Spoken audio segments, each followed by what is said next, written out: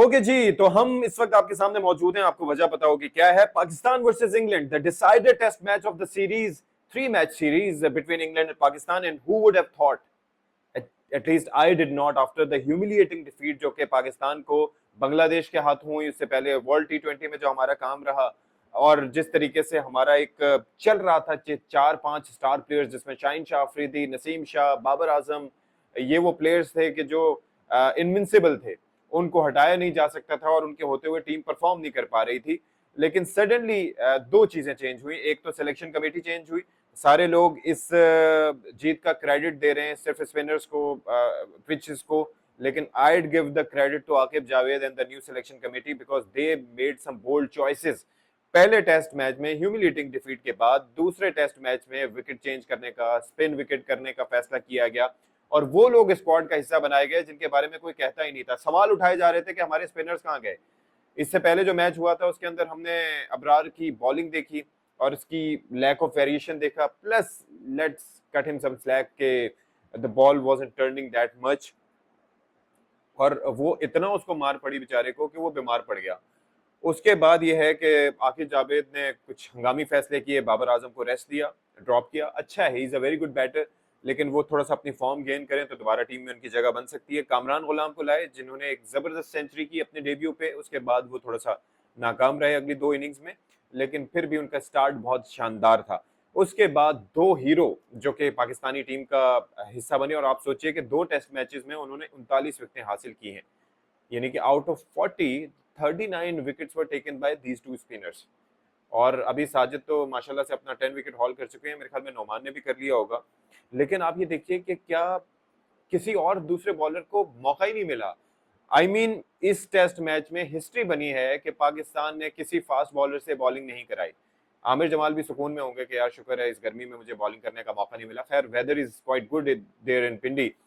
लेकिन the point is, आप सोचिए कि इस मैच की, अगर सिर्फ मैं इस मैच की बात करूं, तो इस मैच में आप देखें कि देयर वर फेजेस कि इंग्लिश टीम ने बैटिंग की, दरमियान में उनकी विकेटें गिरी, फिर स्मिथ की जानिब से, जेमी स्मिथ की जानिब से एक अच्छी नॉक खेली गई, स्कोर गया 267 तक। यहाँ पर कमेंटेटर्स कह रहे थे कि क्या पाकिस्तान अपने जाल में तो नहीं फंस गया, स्पिन विकेट बनाई थी और यहाँ पर खुद ही फंस तो नहीं गए।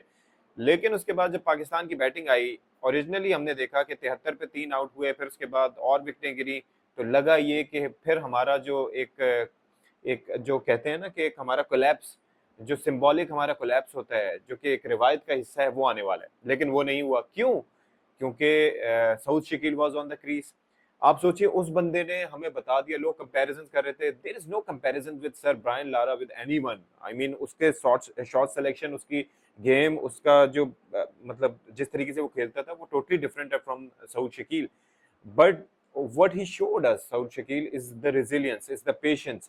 He stayed at the wicket। मेरे ख्याल में 50 करने के बाद उन्होंने पहली बाउंड्री मारी होगी, और उनकी पूरी इनिंग्स में मेरे ख्याल में कोई 4 या 5 चौके शामिल थे। तो आप ये सोचिए कि he decided to stay at the wicket and that paid him off। He scored a century for Pakistan and that was the decider actually। उसके अलावा सऊद शकील ये कभी ना कर पाते कि अगर वहां पर नौमान अली ने उनका साथ ना दिया होता। With a brilliant 45, he scored so much and he was so much in control।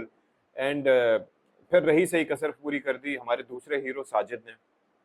यार आते साथ ही वो हमारी, वो कहते हैं ना कि स्लैंग में कहा जाता है, क्या मिला मिला के दिए उन्होंने, और परफेक्ट शॉट्स। और एक शॉट जो उन्होंने खेला था लीच की बॉल पर, वो तो मुझे ऐसा लगा जैसे I am seeing Virat Kohli playing that shot. I mean it was that good of a shot. ऐसा लग रहा था कि किसी एक प्रॉपर बैट्समैन का shot, and he played all the shots like a batsman. और अनफॉर्चुनेट क्यों रहे कि उनकी 50 होने वाली थी, लेकिन जाहिद महमूद साहब जो है वो पहली बॉल पर आउट हो गए। सो Pakistan is going to win the match। The scores जो दिया है, टारगेट दिया है 36-37 का, दैट इज मच। लेकिन आप ये देखिए कि क्या पार्टनरशिप्स दी हैं इन्होंने, और हमारे जो इनिशियल जो ओपनिंग बल्लेबाज हैं या उससे आगे आने वाले जो हैं, उनको थोड़ा सा इस मामले में देखना चाहिए। अब्दुल्ला शफीक, उनकी इस स्क्वाड में जगह बनती है नहीं बनती, ये देखना चाहिए, बिकॉज एक इनिंग्स में स्कोर करने के बाद वो कामयाब नहीं हो सके। कामरान गुलाम को अभी मजीद टाइम देना चाहिए because he is relatively new. लेकिन hats off to the selection committee. और मैं सिर्फ ये कहता हूँ कि यहाँ पर पाकिस्तान में टैलेंट को मारा जाता है, पाकिस्तान में टैलेंट की कदर नहीं होती, पाकिस्तान में टैलेंट को दबाया जाता है। आप ये देखिए कि अचानक ये कहाँ से ये दो स्पिनर्स उठ के आ गए, जबकि मैं अपने टीवी शो पे अक्सर बात किया करता था रिवाइव करने की कि यार यासिर शाह को कहीं से लेके आ जाओ, हमारे पास स्पिनर्स क्यों नहीं है। हमारे पास इतने अच्छे स्पिनर हुआ करते थे, हमारी सरजमीन थी जिसने मुश्ताक अहमद, जिसने अब्दुल कादिर, जिसने अरशद खान, जिसने दानिश कनेरिया, जिसने सकलैन मुश्ताक जैसे स्पिनर्स निकाले, जिसने यासिर शाह जैसे स्पिनर्स निकाले। अचानक ऐसे बांझ कैसे हो गई। और आप देखिए कि फिर आखिर Javed and the rest of the selection committee they found two brilliant spinners and they had all the answers in terms of batting, in terms of bowling, in terms of their aggression. आप साजिद खान को देखिए, उसके यहाँ पर थोड़ी पे ball लगी, 6 stitches लगे, लेकिन वो बंदा, उसकी एग्रेशन, उसके रेजिलियंस, कमाल यार, कमाल। Hats off to Sajid Khan for the way he bowled and batted. Hats off to Nauman Ali for his beautiful you know left arm spin bowling.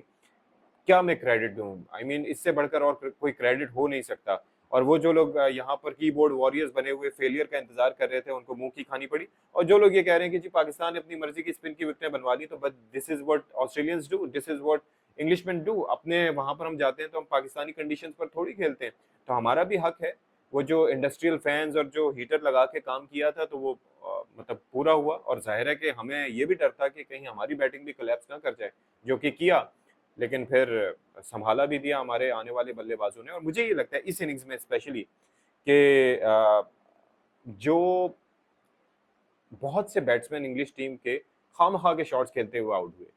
I mean आपको आगे बढ़ के छक्का मारने की क्या जरूरत है, आपको रिवर्स स्वीप हर बॉल पे खेलने की क्या जरूरत है। अच्छी बॉल पड़ जाए उस पर आउट होना इज समथिंग एल्स, लेकिन they could have played better cricket. लेकिन आई एम श्योर कि जिस तरीके से विकेट्स जो है वो दोनों के लिए सेम ही थी, दोनों टीम्स के लिए। तो ये कोई कंप्लेन नहीं कर सकते कि जी उन्होंने फायदा उठाया, क्योंकि हमारी बैटिंग भी सबको पता है कि तू चल मैं आया कि मिसदाक एक आउट हो जाए तो फिर क्या से क्या नहीं हो जाता। तो बहरहाल congrats to Pakistani team, congrats to the selection committee, congrats to the Pakistan Cricket Board, congrats to the people of Pakistan, and good luck for Team England for their next venture.